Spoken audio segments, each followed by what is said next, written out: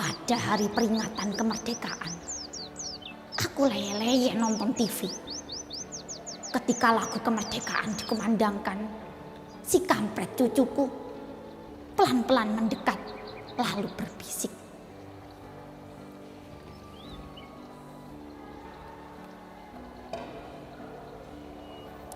"Kek, apakah kita sudah merdeka?"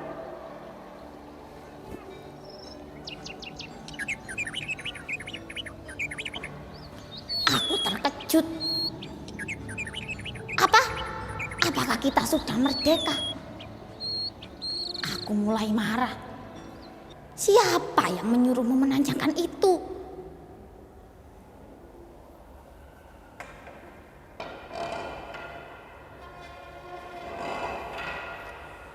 Aku baca di koran, Kek. Aku baca di koran.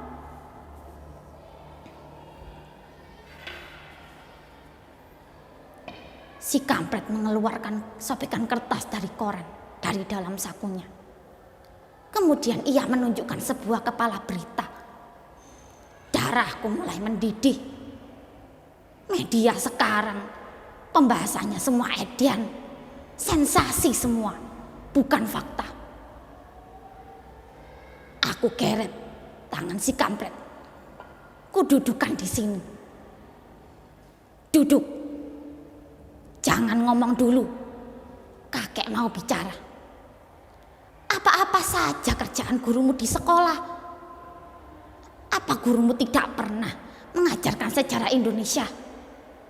Apa gurumu tidak pernah memberitahu bahwasanya pada tanggal 17 Agustus 1945 pukul 10 pagi di Jalan Pegangsaan Timur nomor 56 Bung Karno sama Bung Hatta itu sudah memproklamirkan kemerdekaan kita.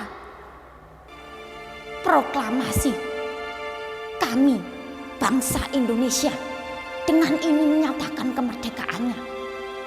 Hal-hal yang mengenai pemindahan kekuasaan dan lain-lain diselenggarakan dengan cara seksama dan dengan tempo yang sesingkat-singkatnya atas nama bangsa Indonesia, Soekarno, Hatta. Nah, sejak itu kita merdeka.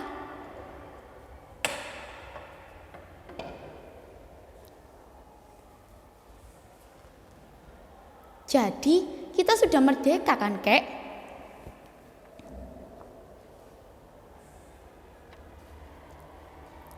Wah, ya jelas.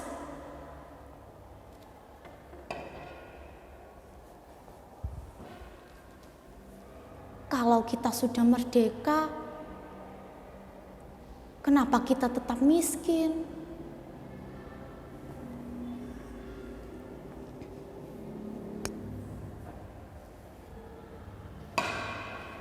Hampir saja tangan ini menampar mulut si kampret. Untung saja tuyul ini masih aku ingat sebagai cucuku sendiri.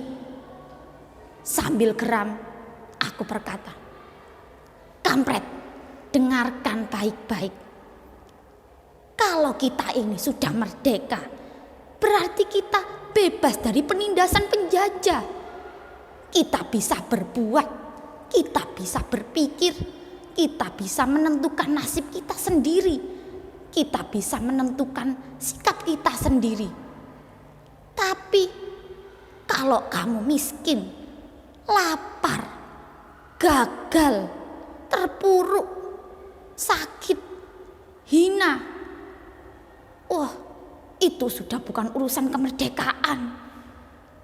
Begini, kalau kamu mau kaya, kamu harus mau berjuang, harus mau bekerja keras, harus mau membalikkan nasib kamu sendiri, harus mau mencari kekayaanmu sendiri.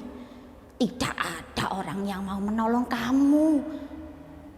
Kalau kamu mau hebat, mau berhasil, mau jaya, kamu harus bekerja keras, kamu harus berani, kamu harus berjuang, kamu harus berani melawan tantangan. Tidak akan ada orang yang mau menyuapi, apalagi mengasihani. Kalau kamu berprestasi, kamu pinter, kamu ulet, wah, kamu jadi nomor 1. Tapi kalau kamu males, kamu teler, melempem, doyannya hanya mengeluh, mengemis, protes, yakin kamu mau menjadi orang kiri seumur hidup kamu. Karena kita ini sudah merdeka, kita harus bisa menggunakan kebebasan dari kemerdekaan itu. Tapi jangan pikir seenaknya terus, kebablasan, seenaknya udalmu sendiri. Padahal kemerdekaan ini kita dibatasi. Dibatasi oleh apa? Dibatasi oleh saudara-saudaramu, dibatasi oleh lingkungan sekitar kamu yang merdeka sama-sama seperti kamu. Alhasil, kalau kita merdeka, sebenarnya kita tidak merdeka. Ngerti? Si kampret tidak menjawab. Ngerti?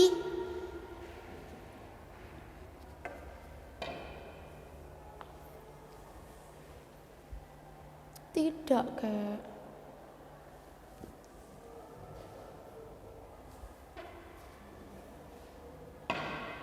Nah, dengan kamu menjawab tidak, itu artinya kamu orang yang merdeka. Orang yang merdeka, yang bisa kapan saja bilang tidak. Di layar televisi, Sang Saka mulai dikerek, diiringi lagu Indonesia Raya. Aku jadi merinding. Aku terlempar di masa revolusi. Ketika aku keluar masuk hutan, merusak jembatan, menyelinap di ketiak-ketiak bukit, malam-malam mengendap ke kota-kota, mencekam konvoi tentara militer, mengawal tangki militer untuk mencuri senjata. Tapi kami disergap karena ada pengkhianat. Kakiku tertembak. Sang Saka kini sudah tinggi, berada di puncak tertinggi. Anggun perkasa.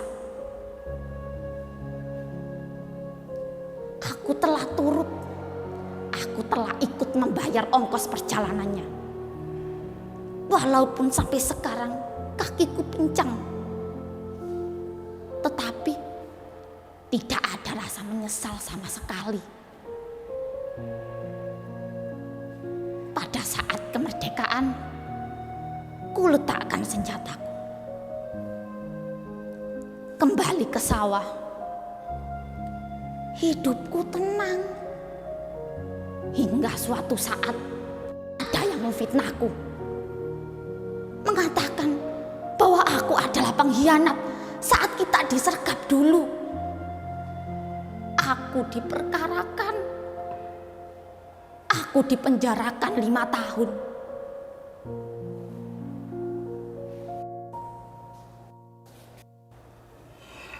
Di dalam penjara,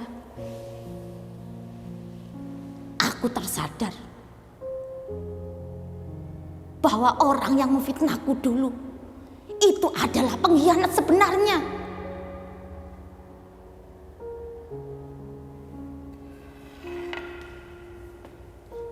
Saat aku bebas, aku cari dia di kota.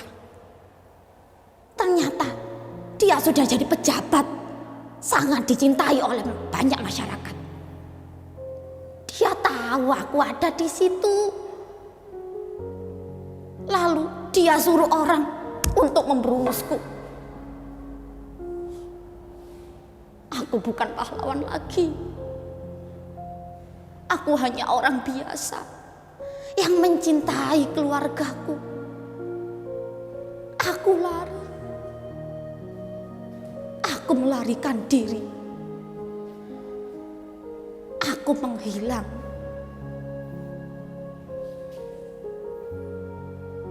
Kenapa? Ketika mengingat semua ini, hatiku sedih. Inikah yang namanya kemerdekaan? Aku menjerit. Aku menangis di dalam batin.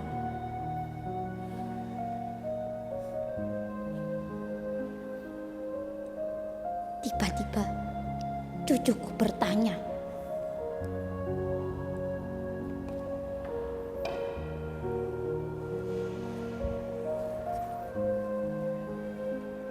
kalau benar seperti itu, kalau benar kita sudah merdeka, kenapa kakek menangis?